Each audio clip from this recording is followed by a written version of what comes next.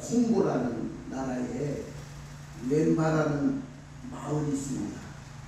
근데 그 마을이 왜 유명해졌냐면은 주목할 만한 부흥이 일어났기 때문에 그렇습니다. 마을 전체가 다 주님 앞으로 돌아오는 놀라운 변화의 역사가 일어났어요.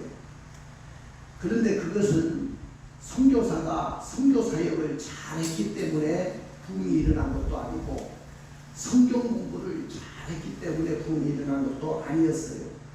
이 놀라운 부흥은 두 여인과 한 남자 성도의 진실한 회개가 있었기 때문입니다.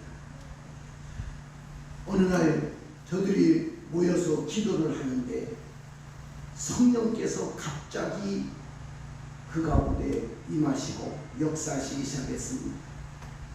모두가 뜨겁게 기도하는 가운데 두 여인의 마음에 성령께서 강력하게 역사를 했습니다. 그들은 성령께서 자기들의 삶을 조명함에 따라서 회심을 했습니다. 그 중에 한 여인이 교회에서 제일 많이 봉사하는 여인이었는데 그 여인이 우리나라로 말하면 이제 성미잖아. 성미가 들어왔는데 그 성미 가운데 한 자루를 자기가 갖다 썼다는 거예요. 그래가지고 그것이 마음에 찔려가지고 교회에 가지고 와가지고 사실 이 쌀은 교회에서 쓰여져야 할 것인데 제가 갖다 썼습니다. 저를 용서해 주십시오. 이렇게 회개하기 시작했어요. 그러니까 또 한 여인이 일어나서 하는 말이 저는 남의 집에서 일하는 그런 사람인데 주인집에 계란 한 줄을 주인에게 말하지 않고 그냥 가져왔습니다. 그것을 나는 회개합니다. 또 한 사람이 한 남자가 하는 말이 나는 서점을 하는 사장인데 오래전에 선교사님과 교제하면서 선교사님 서재에 있는 성경 한 권을 선교사님에게 말씀도 드리지 않고 그냥 가지고 나왔습니다. 그것을 다시 돌려드리며 회개하기를 원합니다. 그렇게 회개가 일어나면서 온 마을 전체가 회개 운동이 일어나기 시작했고 온 마을이 주님 앞에 돌아오는 그런 놀라운 기적이 일어났습니다. 이 광경을 보면서 하나님이 구원에 깊이 관여하시는 그 모습을 우리는 볼 수가 있어요. 사랑하는 성도 여러분, 코로나19 사태 속에서도 여러분들 평안하신지 모르겠습니다. 오늘 주일 예배에 참석하신 여러분들은 오늘 다시 한번 하나님의 말씀의 은혜를 받고 큰 은혜 받고 나가시기를 주님의 이름으로 축원을 드립니다. 사랑하는 성도 여러분, 우리가 세상을 살아가는 인생길에 늘 파란불만 들어오는 것이 아닙니다. 길가에 신호등이 늘 파란불이 아니라 어떨 때는 빨간불이 들어오기도 하고 황색불이 들어오기도 합니다. 우리 가정에도, 우리가 경영하는 직장에도, 우리의 사업에도 모든 일이 다 순탄한 것이 아니에요. 순탄한 일이 별로 없어요. 어느 날 갑자기 어려움이 생깁니다. 빨간불이 켜질 때가 있어요. 다시 말해서 세상을 살다 보니까 전혀 생각지도 못한 많은 어려움이 찾아옵니다. 우리 식구들 가운데, 우리 부모님들 가운데, 우리 자녀들 가운데 전혀 생각하지 못한 어려운 일이 생기기도 합니다. 잘 되던 사업이, 잘 나가던 사업이 난간에 부딪히기도 합니다.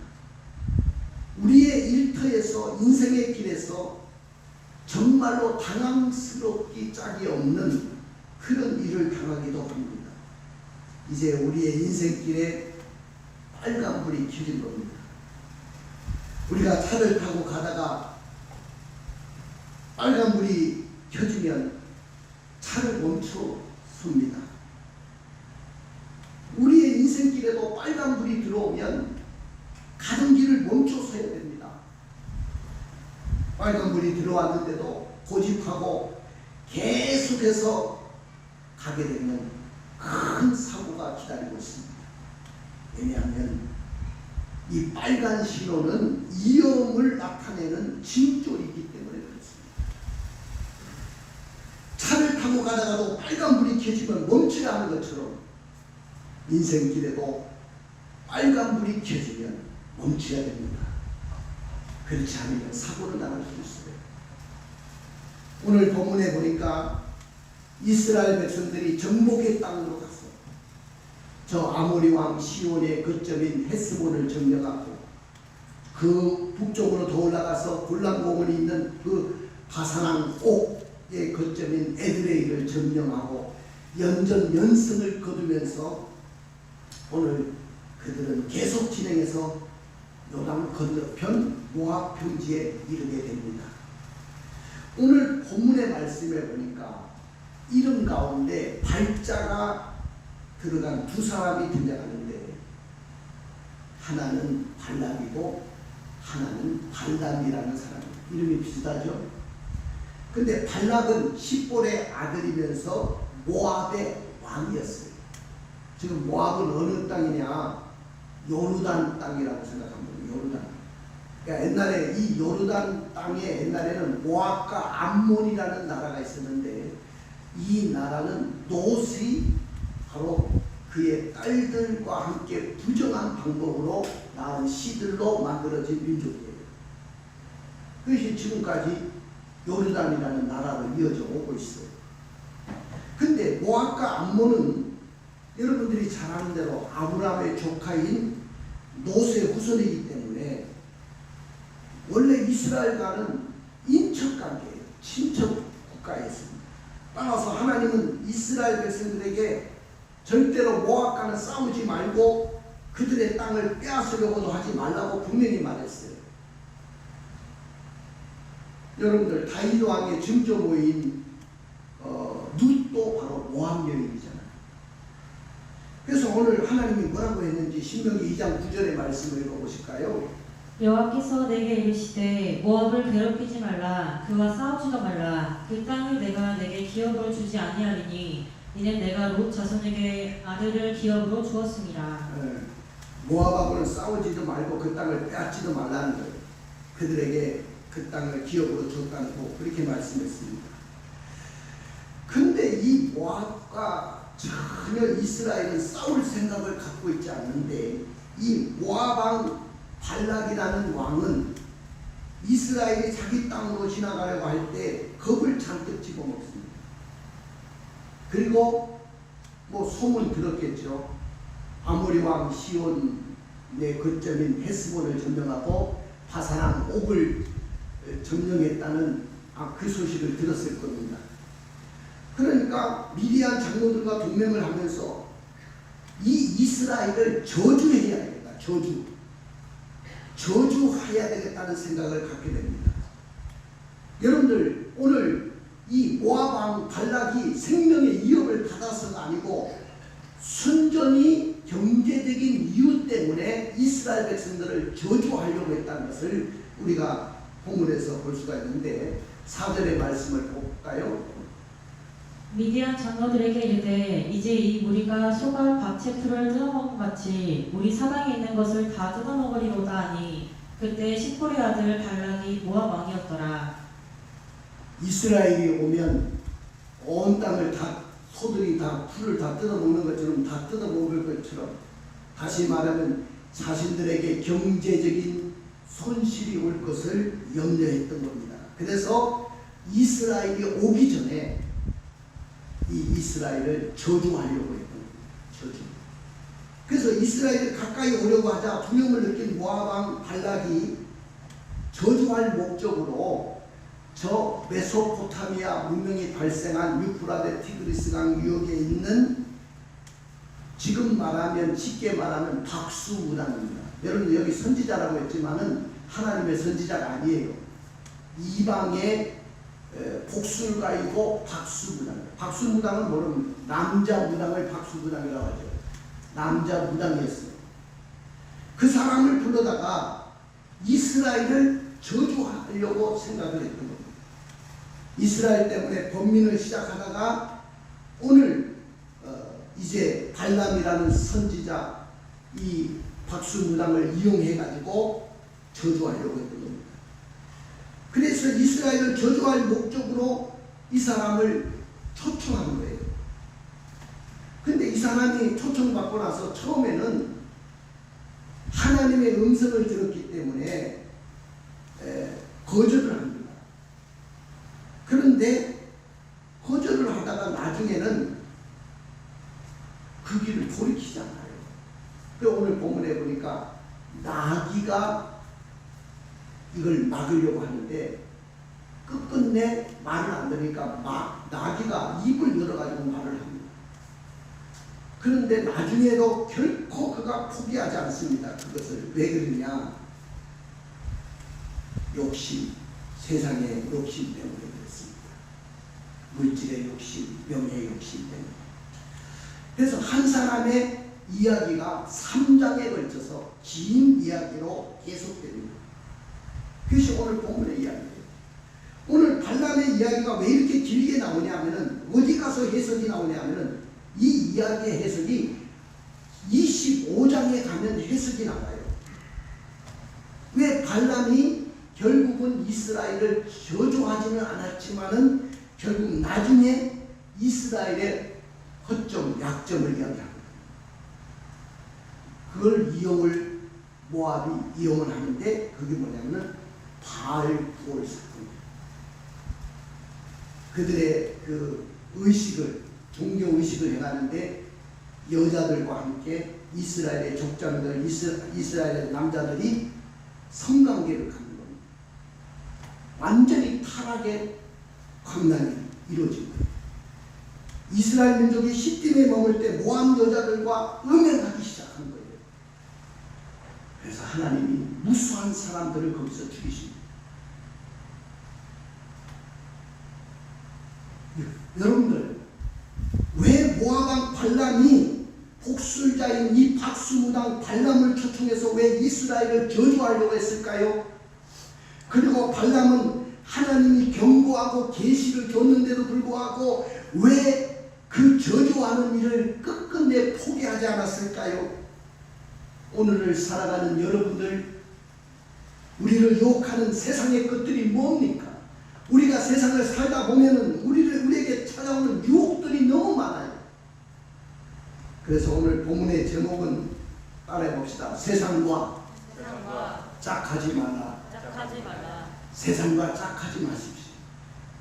그러나 발람은 세상과 짝해가지고 세상의 유혹을 이길 수가 없었어요. 왜 발람이 세상의 유혹을 이길 수 없었을까요? 첫째는 처음 마음이 하나님이 주신 계시인데 그 처음 마음인 하나님의 계시를 무시했기 때문에 그렇습니다. 여러분들, 설교를 하는 설교자들 가운데 흔히 쓰는 말들이 이런 말이 있어요. 기도하다가 처음 마음에 오는 마음은 하나님이 주신 마음이요, 두 번째 찾아오는 마음은 인간의 마음이고 세 번째 찾아오는 마음은 마귀의 마음이다. 그렇습니다. 여러분들 기도하다가 첫 번째로 여러분들에게 감동을 주거든 그것은 하나님이 주신 마음인 줄로 믿습니다. 그 마음을 붙잡아야 되는데 두 번째 마음을 먹으면 그건 인간적인 마음이 되고 세 번째 마음을 먹으면 그건 사단이 주는 마음이 돼요. 그래서 오늘 모압의 장로들과 미디안 장로들이 돈을 잔뜩 사가지고 와가지고 박수무당인 발람에게 청을 합니다. 이스라엘을 좀 저주해 주십시오. 그러면 돈도 주고 당신에게 명예도 주고 권력도 주겠습니다. 발람이 그들에게 하루를 유할 것을 청하고 하나님께 기도해 보겠다고 합니다.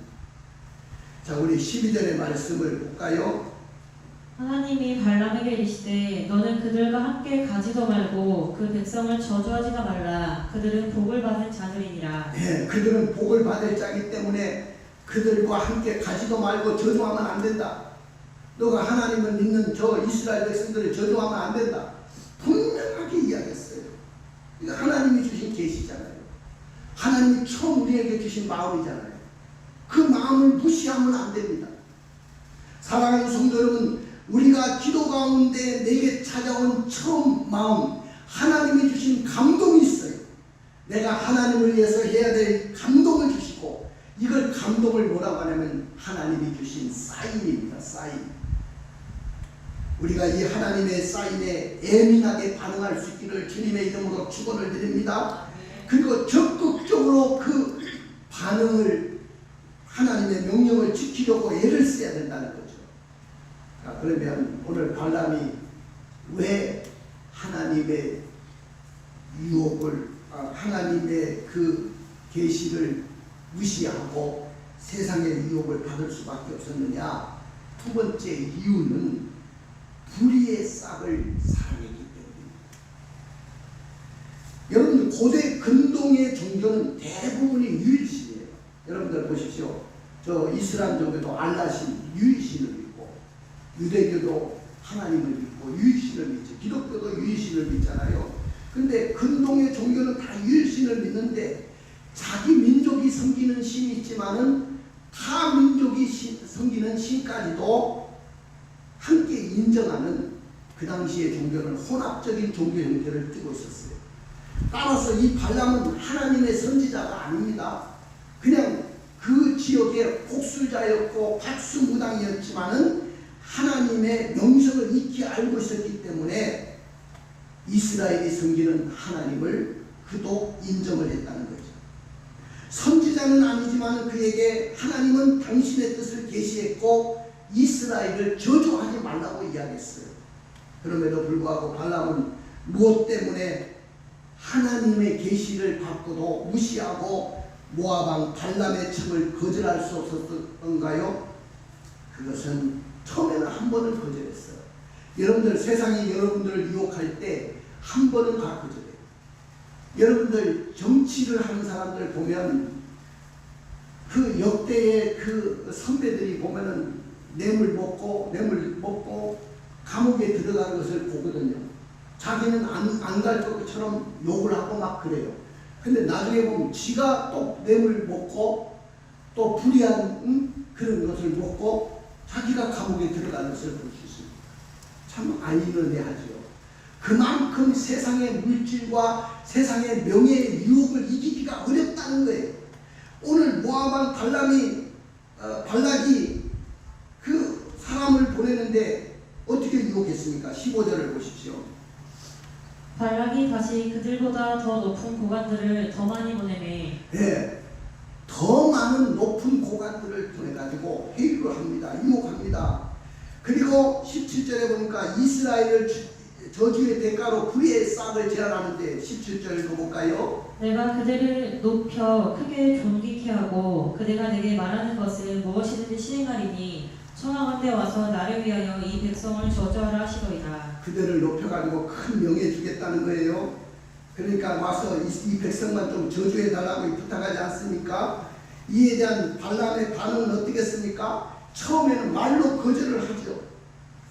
내 명색이 내가 그래도 박수무당이고 그런 사람인데 내가 이거 안 된다. 또 하나님의 계시도 받았잖아요. 18절에 뭐라고 합니까? 발람이 발락의 신하들에게 대답하여 이르되 발락이 그 집에 가득한 은금을 내게 줄지라도 내가 능히 여호와 내 하나님의 말씀을 어겨 덜하거나 더하지 못하겠노라. 그저 이렇게 했으면 끝까지 가야 되는데 말은 이렇게 이야기하면서 마음은 물질에 달린 거예요. 명예, 사람이 그래요. 세상의 것이 그렇게 달콤하다 그 말이에요. 응? 자, 그러나 이 발람의 반응은 아주 교묘합니다. 19절의 말씀을 읽어보세요. 그런즉 이제 너희도 이 밤에 여기서 유숙하라. 여호와께서 내게 무슨 말씀을 더하실는지 알아보리라. 처음부터 그 말을 듣기를 원하지 않았다면 돌려보내야 되죠. 근데 왜 여기서 유숙하라고 합니까? 여기 좀 자고 있어라. 그럼 내가 하나님 앞에 더 기도해 보겠다. 이것은 불의의 싹에 관심이 있다는 것을 드러낸 거예요. 그래서 베드로후서나 요한계시록에 보면 이 발람이라는 이야기가 나오는데 발람이 불의의 싹을 했다고 이야기하고 있어요. 요한계시록에 보니까 우상의 제물을 먹게 했고 행음하게 했다고 이야기했어요. 히브리어로 보면은 발람이지만은 이걸 헬라어로 보면 니콜라라고 했습니다. 니콜라당의 교훈을 지키는 자가 있다고 요한계시록에는 말씀하고 있는데 그게 바로 발람과 맥락을 같이 하는 말이에요. 한마디로 말하면 세상과 짝해서 유혹해서 세상과 더불어 타락하게 만드는 것을 말합니다. 한 사람의 전개를 통해 가지고 나중에 시딤이라는 모압 평지에서요 이스라엘 백성들이 이 발람의 깨에 넘어가 가지고 바알 부올 사건이 일어나는데 그 모압 여자들과 그냥 완전히 타락의 강난 성관계를 가지면서 종교 행위를 하는데 하나님이 그걸 볼 수가 없어요. 그래서 24,000명이 그때 죽습니다. 발람이 돈을 사랑해가지고 불의의 싹을 사랑함으로 인해가지고 이런 무시무시한 일들이 일어났다는 거죠. 여러분들이 잘 아는 가룟 유다는 결국 은 30세기를 받으려고 예수님을 팔아버렸죠. 어떤 분은 가룟 유다가 애정의 길로 갔다.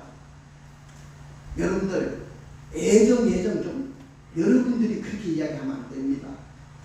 하나님 편에서 애정이지 우리가 하나님의 뜻을 모르면서 뭐 애정됐다 그렇게 이야기하면 안 됩니다. 성경에 보면 두렵고 떨림으로 구원을 받다. 믿으십니까? 여러분들이 애정됐다고 해서 마음대로 세상에서 타락된 길로 살아가도 된다는 그 말은 아닙니다.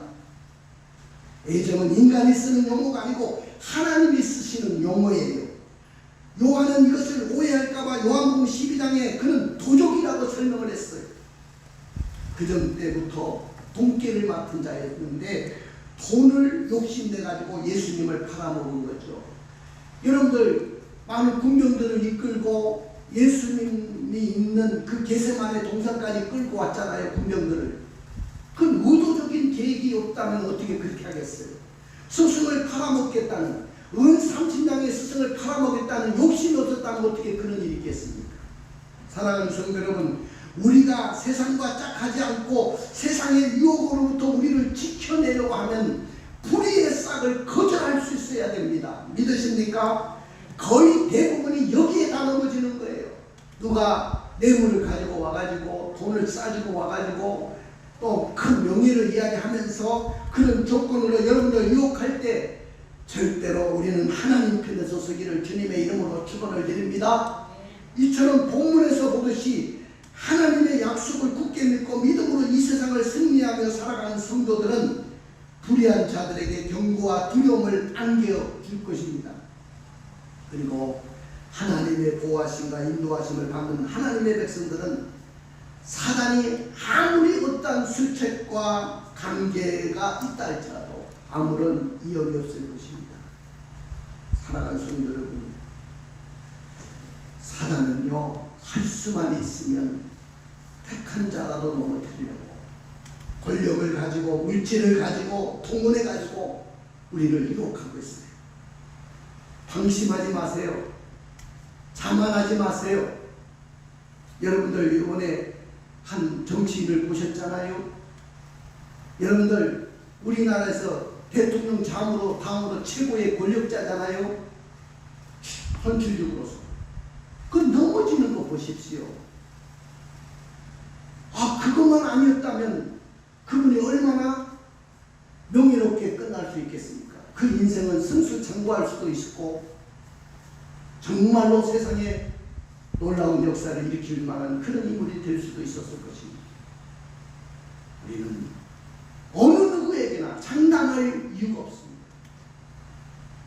우리는 세상의 유혹에 의해 그걸 가감하게 떨쳐버릴 수 있는 마음들이 여러분들에게 있기를 주님의 이름으로 축원을 드립니다.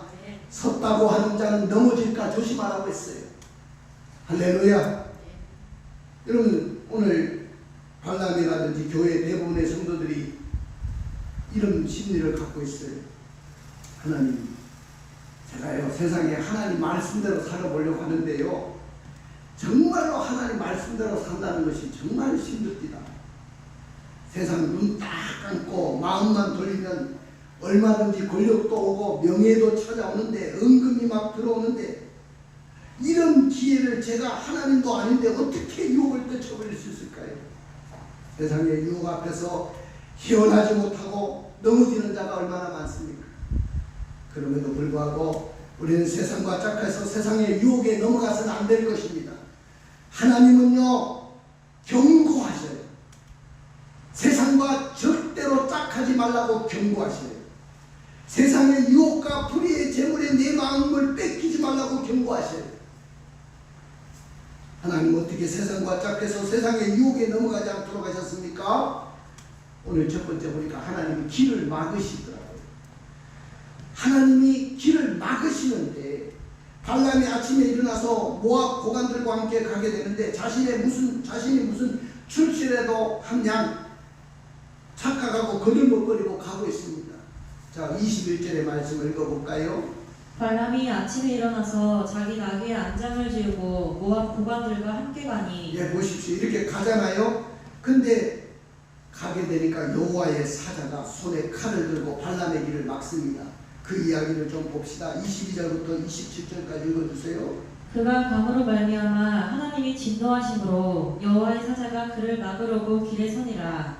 발람은 자기 나귀를 탔고 그의 두 종은 그와 함께 있더니 나귀가 여호와의 사자가 칼을 빼어 손에 들고 길에 선 것을 보고 길에서 벗어나 밭으로 들어간지라. 발람이 나귀를 길로 돌이키려고 채찍질하니 여호와의 사자는 포도원 사이 좁은 길에 섰고 좌우에는 담이 있더라. 나귀가 여호와의 사자를 보고 몸을 담에 대고 발람의 발을 그 담에 짓누르매 발람이 다시 채찍질하니 여호와의 사자가 더 나아가서 좌우로 피할 데 없는 좁은 곳에 선지라. 나귀가 여호와의 사자를 보고 발람 밑에 엎드리니 발람이 노하여 자기 지팡이로 나귀를 때리는지라.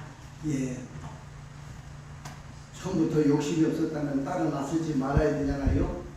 물질에 욕심이 있으니까, 명예에 욕심도 있으니까 따라 나섰는데 여호와의 사자가 칼을 딱 들고 막습니다.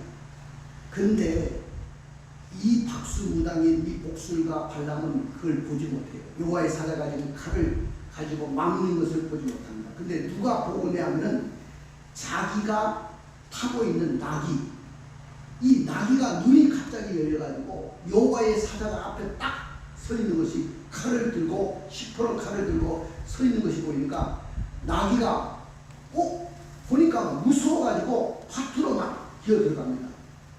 그러니까 막 밭으로 막 그냥 살기에서 들어가니까 이 덩어리에 탄 발람이 생각할 때는 이놈의 새끼 이거 나귀 새끼 이거 오늘 미쳤나 뭘 잘못 먹었나 아침에 그러면서 회초를 가지고 두드러 팹니다. 막 두드러 패니까 이게 또 계속 여호와의 사자가 따라오는 것이 보여지니까요.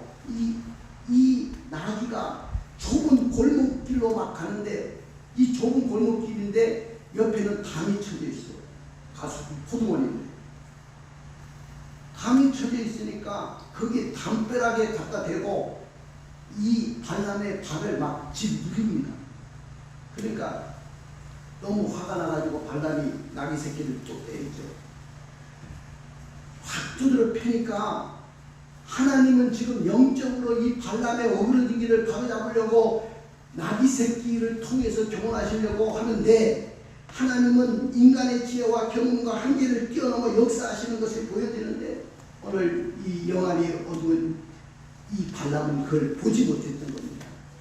그래가지고 오늘 자 32절 33절에 발람 이제 나귀가요 이제 눈만 열린 게 아니고 입까지 열립니다. 자 나귀가 말하는 거 보십시오. 자 보십시오. 여호와의 사자가 그에게 이르되 너는 어찌하여 내 나귀를 이같이 3번 때렸느냐. 보라 내 앞에서 내 길이 사악함으로 내가 너를 막으려고 나왔더니 나귀가 나를 보고 이같이 3번을 돌이켜 내 앞에서 피하였느니라. 나귀가 만일 돌이켜 나를 피하지 아니하였더라면 내가 벌써 너를 죽이고 나귀를 살렸으리라. 할렐루야. 할렐루야. 네. 여러분들 오늘 말씀에 보십시오. 오늘 이 나귀가 하는 말을 여러분들 들어보십시오. 30절의 말씀을 볼까요? 나귀가 발람에게 이르되 나는 당신이 오늘까지 당신의 일생 동안 산 나귀가 아니냐? 내가 언제 당신에게 이같이 하는 버릇이 있었더냐? 그가 말하되 없었느니라. 나귀가 입이 열려가지고 여러분들이 하나님의 뜻을 계속 고백하면 여러분들이 키우는 강아지 새끼가 입이 열려가지고 야 너 이렇게 살면 안 돼. 갑자기 우리 집에 고양이가 그러면 나 기겁하겠죠. 그럴 가능성이 있다. 오늘 하나님이 너무너무 길을 막는데도 듣지 않으니까 나귀 새끼의 입을 통해서 하나님이 깨우치십니다. 처음에는 장애물을 놓았다가 나귀 새끼의 입을 통해서 하나님은 말씀하셔요. 할렐루야, 할렐루야. 왜 그러냐? 말 못하는 짐승인 나귀의 입을 열어서 영적인 소경인 이 박수무당 발람의 억울한 일을 책망하고 바로잡았던 것입니다. 하나님의 능력은 나귀를 통해서도 간접적으로 오늘 훈계하시는 장면이 나옵니다. 발람에게는 하나님의 말씀이 들리지 않았고 한낱 미물인 짐승을 통해서 하나님의 말씀이 깨달아졌습니다. 사랑하는 성도 여러분, 우리가 정말로 사람이 사람 노릇 못하면 미물의 짐승보다도 못하다. 오늘 나귀 새끼보다 못하잖아요. 이 하나님의 선지자라는 자가 박수무당 이 자가 말이에요. 그죠? 응? 오늘 하나님의 뜻을 모르는 성도는 이와 같을 수도 있습니다. 마지막으로 보니까 일시적으로 영안을 열어서 보여주고 말씀을 통해서 깨우칩니다. 우리 31절부터 33절을 읽어볼까요? 그때 여호와께서 발람의 눈을 밝히시매 여호와의 사자가 손에 칼을 빼들고 길에 선 것을 그가 보고 머리를 숙이고 엎드리니 여호와의 사자가 그에게 이르되 너는 어찌하여 내 나귀를 이같이 3번 때렸느냐? 보라, 내 앞에서 내 길이 사악함으로 내가 너를 막으려고 나왔더니 나귀가 나를 보고 이같이 3번을 돌이켜 내 앞에서 피하였느니라. 나귀가 만일 돌이켜 나를 피하지 아니하였더라면 내가 벌써 너를 죽이고 나귀를 살렸으리라. 네, 보라 내 앞에서 내 길이 사악함으로 내가 너를 막았다. 근데 너는 알지 못하고 왜 나귀 새끼를 그 미물인 짐승을 통해서 왜 짐승을 때리고 그렇게 했느냐는 거죠. 내가 나귀의 눈을 열었고 그의 입을 열어서 너에게 3번씩이나 돌이키라고 했는데 왜 돌이키지 못했느냐는 겁니다. 미리 하나님이 징조를 보여주고 미리 하나님이 보여주셨는데 왜 깨닫지 못하느냐는 거예요. 여러분들 홍수나 태풍이나 지진도 마찬가지예요. 미리 지진이 징조가 나타납니다. 그것이 있을 때는. 요즘에는요 그 징조를 과학적으로 예측하기도 기상 예보를 하기도 하지만은 옛날에는 자연의 어려운 그 기상 예보가 있기 전에는 자연의 그 변화를 보면서 징조를 알았어요. 제가 어렸을 때 들은 이야기인데요. 개미가 드나드는 구멍에서 큰 구덩이를 쌓으면 비가 많이 온다는 이야기를 들었어요. 또 지가 지구멍에서 나오면 지진이 일어날 수도 있다는 이야기도 들었습니다. 또 쓰나미가 요즘에는 이곳저곳에 일어나는데 쓰나미가 있기 전에는 짐승들이 산으로 올라가기 시작합니다. 먼저 알고 그 쓰나미가 꼭 온답니다. 이와 같이 동물의 미세한 움직임을 통해서 옛날에도 다가올 재난을 예측했습니다. 우리가 경험하듯이 늘 우리가 순탄하고 늘 편안한 것만 아닙니다. 날씨처럼 더위가 있고 추위가 있고 장마도 있고 가뭄이 있는 것입니다. 태풍과 지진도 있는 것입니다. 지금 비 피해로 많은 어려움을 당하고 있는데 예측하지 못한 엄청난 일들이 당황스러울 만큼 우리 삶 속에 옵니다. 그 일을 당하고 가만히 뒤돌아보고 생각해 보십시오. 그런 일이 갑자기 일어났다고 생각하십니까? 벌써 여러 가지 징조를 하나님이 보여주셨는데 오늘 여기에 박수무당처럼 깨닫지 못한 거예요. 하나님께서 우리에게 신호를 보내주셨을 때 여러분들이 알아차려야 됐습니다. 신호를 한두 번 아니고 여러분을 거쳐서 여러분들에게 닥쳐올 어려움에 대한 신호를 보여주십니다. 조그만 신호가 나타났을 때 그것을 심각하게 생각했어야 됩니다. 무슨 일이 일어날 징조인지, 왜 이런 일이 일어날까? 우리에게 일어날 사람이라는 희미하고 조그만 징조를 심각하게 생각해야 됩니다. 여러분들, 그것이 미래에 엄청난 일들로 일어날 수도 있답니다. 갑자기 눈에 넣어도 아프지 않은 자식놈이 말을 듣지 않아요. 내 속으로 난 자식인데도 말을 듣지 않아. 원수도 그런 원수가 없어요. 나귀처럼 자꾸 밭으로 들어가고 나를 짓누릅니다. 순조롭던 사업이 여러 가지 어려움을 겪습니다. 건강했던 우리 가족들이 건강에 빨간불이 들어옵니다.